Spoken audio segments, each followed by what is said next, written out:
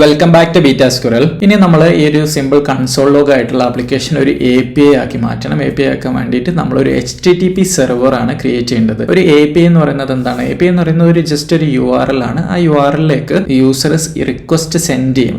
Request send ചെയ്യുന്ന സമയത്ത് എന്തെങ്കിലും ആ സെർവർ എന്തെങ്കിലും റെസ്പോൺസ് സെൻഡ് ചെയ്യും, തിരിച്ച് ഒരു റെസ്പോൺസ് അയക്കും. നമ്മളൊരു ബ്രൗസറിൽ ഒരു വെബ് അഡ്രസ് ബ്രൗസറിൽ ടൈപ്പ് ചെയ്യുന്ന സമയത്ത്, ഉദാഹരണത്തിന് നമ്മളിവിടെ Node.jsന്റെ ഡോക്യുമെന്റേഷനിൽ ഇതൊരു അഡ്രസ് ആണല്ലോ, ടൈപ്പ് ചെയ്യുന്ന സമയത്ത് ബൈ ഡീഫോൾട്ട് ആയിട്ട് നമ്മൾ ബ്രൗസർ സെൻഡ് ചെയ്യുന്ന റിക്വസ്റ്റിന്റെ മെത്തേഡ് എന്ന് പറയുന്നത് ഗെറ്റ് ആണ്. ഗെറ്റ് മെത്തേഡ് ആയിട്ട് ഈ URL സെൻഡ് ചെയ്യണം. അപ്പൊ എന്ത് ചെയ്തു? ആ സെർവർ അതിന് റെസ്പോൺസ് ആയിട്ട് അയച്ചതാണ് ഈ ഒരു HTML. അതുകൊണ്ടാണ് നമ്മൾ ഈ ഒരു HTML പേജ് കാണുന്നത്. ഇതാണ് റെസ്പോൺസ് എന്ന് പറയുന്നത്. അതേപോലെ തന്നെ ഓരോ റിക്വസ്റ്റിനും ഓരോ APIക്കും ഒരു പോർട്ട് നമ്പർ ഉണ്ടാവും. ബൈ ഡീഫോൾട്ട് ബ്രൗസർ ഉപയോഗിക്കുന്ന പോർട്ട് എന്ന് പറയുന്നത് 80 ആണ്. അതേപോലെ തന്നെ HTTPS ആണെങ്കിൽ നിങ്ങൾ ഉപയോഗിക്കുന്ന പ്രോട്ടോകോൾ, ഒരു വെബ് അഡ്രസ് എടുത്തു കഴിഞ്ഞാൽ അതിൽ പ്രോട്ടോകോൾ ഉണ്ടാവും. പ്രോട്ടോകോൾ കഴിഞ്ഞിട്ടാണ് ഹോസ്റ്റ് നെയിം ഉണ്ടാവും, പിന്നെ അതേപോലെ പാത്ത് ഉണ്ടാവും. ഈ ഒരു പാർട്ട് HTTPS എന്ന് പറയുന്ന പാർട്ട്, ഇതാണ് പ്രോട്ടോകോൾ എന്ന് പറയുന്നത്. അപ്പോൾ ഇവിടെ ഉപയോഗിക്കുന്ന പ്രോട്ടോകോൾ HTTPS ആണ്.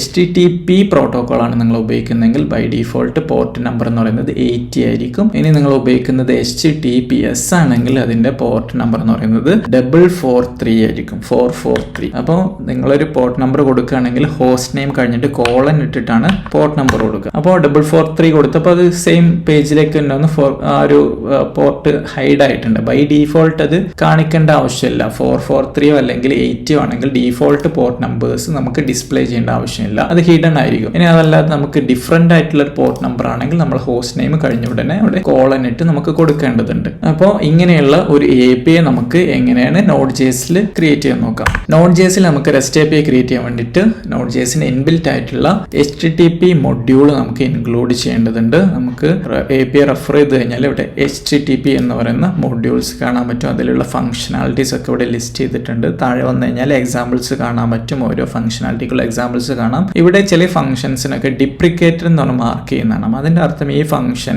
ഒഴിവാക്കിയിട്ടുണ്ട്. പഴയ വേർഷനിൽ ഇത് അവൈലബിൾ ആയിരുന്നു, പുതിയ വേർഷനിൽ ഡിപ്രിക്കേറ്റഡ് ആയിട്ടുണ്ട്. ഇനി വരുന്ന വേർഷനിൽ ആ ഫംഗ്ഷൻ എടുത്ത് ഒഴിവാക്കും, ഡിലീറ്റ് ചെയ്യും. അതുകൊണ്ട് ഈ ഫംഗ്ഷൻ ഇനി നിങ്ങൾ ഉപയോഗിക്കരുത്, പകരം വേറെ ഫംഗ്ഷൻ ഉപയോഗിക്കണം എന്നാണ് പറയുന്നത്. ഏത് ഫംഗ്ഷനാണ് പകരം ഉപയോഗിക്കേണ്ടതെന്നൊക്കെ ലിസ്റ്റ് ചെയ്തിട്ടുണ്ടാവും. ഇവിടെ പറയുന്നുണ്ട് stability 0, deprecated, use request dot destroy instead. അതായത് റിക്വസ്റ്റ് ഡോട്ട് അബോട്ട് എന്ന് പറയുന്ന ഒരു ഫംഗ്ഷൻ മുമ്പ് നിങ്ങൾ ഉപയോഗിച്ചിട്ടുണ്ടെങ്കിൽ അതിന് പകരം ഇനി ഉപയോഗിക്കേണ്ടത് ഏതാണ്? റിക്വസ്റ്റ് ഡോട്ട് ഡിസ്ട്രോയ് എന്ന് പറയുന്ന ഫംഗ്ഷനാണ്. അപ്പോൾ അതെങ്ങനെയാണ് ഉപയോഗിക്കേണ്ടതെന്നുള്ള എക്സാമ്പിൾസ് ഒക്കെ അതിന്റെ ഡോക്യുമെന്റേഷൻസിൽ വന്നാൽ കാണാൻ പറ്റും. അപ്പോൾ നമ്മൾ സിമ്പിൾ ആയിട്ടുള്ള ഒരു HTTP സെർവർ ക്രിയേറ്റ് ചെയ്യാം. ഒരു വേരിയബിൾ ക്രിയേറ്റ് ചെയ്യണം, കോൺസ്റ്റ് HTTP. എന്നിട്ട് അതിലേക്ക് നമ്മൾ ഒരു പാക്കേജ്, അത് NPM എന്ന് ഉപയോഗിക്കുന്ന പബ്ലിക് ആയിട്ടുള്ള പാക്കേജോ അല്ലെങ്കിൽ ബിൽറ്റിൻ ആയിട്ടുള്ള പാക്കേജോ ഇൻക്ലൂഡ് ചെയ്യാൻ വേണ്ടിയിട്ട് ഉപയോഗിക്കുന്ന ഫംഗ്ഷനാണ് റിക്വയർ HTTP എന്ന് പറയുന്ന നോഡിന്റെ മൊഡ്യൂൾ റിക്വയർ ചെയ്യണം എന്നാണ് പറയുന്നത്. അതിനുശേഷം നമുക്ക് ആ ഒരു HTTP ഉപയോഗിച്ച് ഒരു സെർവർ ക്രിയേറ്റ് ചെയ്യണം. അതിന് വേണ്ടിയിട്ട് HTTP ഡോട്ട് കൊടുക്കുമ്പോൾ തന്നെ നമ്മൾ വിഷ്വൽ സ്റ്റുഡിയോ കോഡിൽ അതിലുള്ള മെത്തേഡ്സും പ്രോപ്പർട്ടീസും ഒക്കെ ലിസ്റ്റ് ചെയ്തിട്ടുണ്ട്.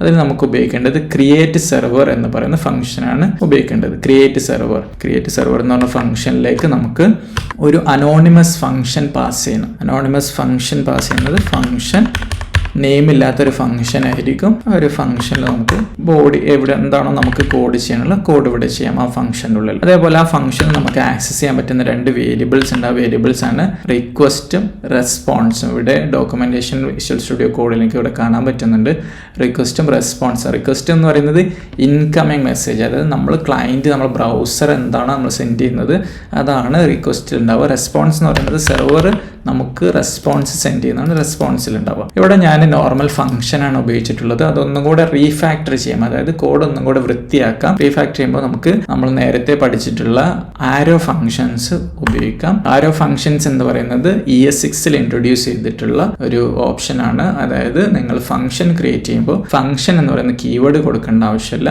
അതേപോലെ തന്നെ ഫംഗ്ഷന്റെ ബോഡി തുടങ്ങുന്നതിന് കേളി ബ്രേസിന്റെ തൊട്ട് മുമ്പായിട്ട് ഒരു ആരോ ഇടാം. ഇതാണ് സിമ്പിൾ ആയിട്ട് പറഞ്ഞത്, ഇതാണ് ആരോ ഫംഗ്ഷൻ.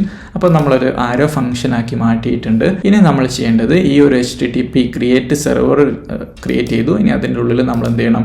ഒരു റെസ്പോൺസ് സെൻഡ് ചെയ്യണം. സെൻഡ് ചെയ്യാൻ വേണ്ടിയിട്ട് ഉപയോഗിക്കുന്ന ഫംഗ്ഷനാണ് റെസ്പോൺസ് എന്ന് പറയുന്ന ഈ ഒരു ഒബ്ജക്റ്റ്. ഇതൊരു ഒബ്ജക്റ്റ് ആണ്. അതിൽ എൻഡ് എന്ന് പറയുന്ന ഒരു ഫംഗ്ഷൻ വിളിക്കണം, എൻഡ്. എന്നിട്ട് അതിൽ നമുക്ക് എന്താണോ സെൻഡ് ചെയ്യാനുള്ളത് അത് സെൻഡ് ചെയ്യാം. ഹലോ ഡെവലപ്പർ എന്ന് പറയുന്ന ഒരു മെസ്സേജ് സെൻഡ് ചെയ്തു.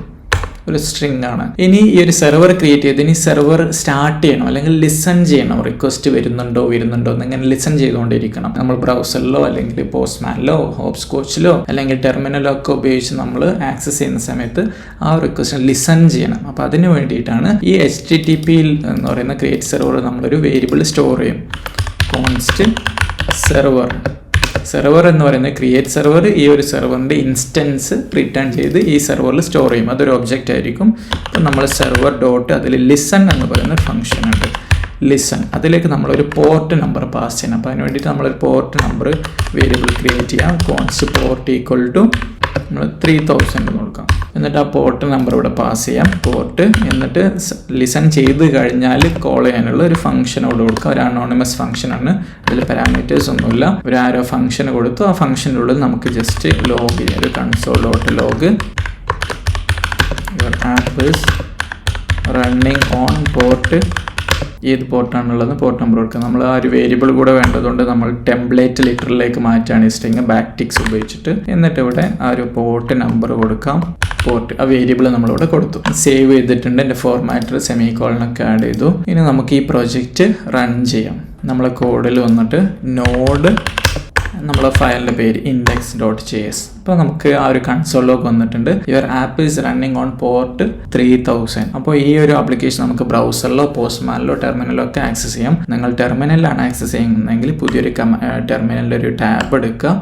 ആ ടാബിൽ നമുക്ക് കേൾ എന്ന് പറയുന്ന ടൂൾ യൂസ് ചെയ്യാം. കേൾ എന്ന് പറയുന്ന കമാൻഡ് കൊടുത്തിട്ട് നിങ്ങൾ HTTP നിങ്ങൾ ലോക്കൽ ഹോസ്റ്റ് HTTP//localhost എന്നിട്ട് നിങ്ങൾ പോർട്ട് നമ്പർ 3000. അപ്പോൾ അതിന് ഹലോ ഡെവലപ്പർ ആ ഒരു റിസൾട്ട് നിങ്ങൾക്ക് അവിടെ കിട്ടിയിട്ടുണ്ട്. ഇനി ബ്രൗസറിൽ നമുക്ക് ആക്സസ് ചെയ്തു. Local host 3000 hello developer. എത്ര പ്രാവശ്യം വിളിച്ചു കഴിഞ്ഞാലും നിങ്ങൾക്ക് ആ റെസ്പോൺസ് കിട്ടും. കാരണം ആ സെർവർ റൺ ചെയ്തുകൊണ്ടേയിരിക്കുന്നുണ്ട്. ഞാനത് സ്റ്റോപ്പ് ചെയ്തിട്ടില്ല. Ctrl+C അടിച്ചു കഴിഞ്ഞാൽ എനിക്ക് സ്റ്റോപ്പ് ആവും. ഞാനത് സ്റ്റോപ്പ് ചെയ്തു. ഇനി ഞാൻ ബ്രൗസർ റീഫ്രഷ് ചെയ്ത് കഴിഞ്ഞാൽ ആ സൈറ്റ് കാൻ ബി റീച്ച്ഡ് എന്ന് പറയുന്ന ഒരു എറർ കിട്ടും. അങ്ങനെ ഒരു വെബ്സൈറ്റ് ഇല്ല, ലിസൺ ചെയ്യുന്നില്ല.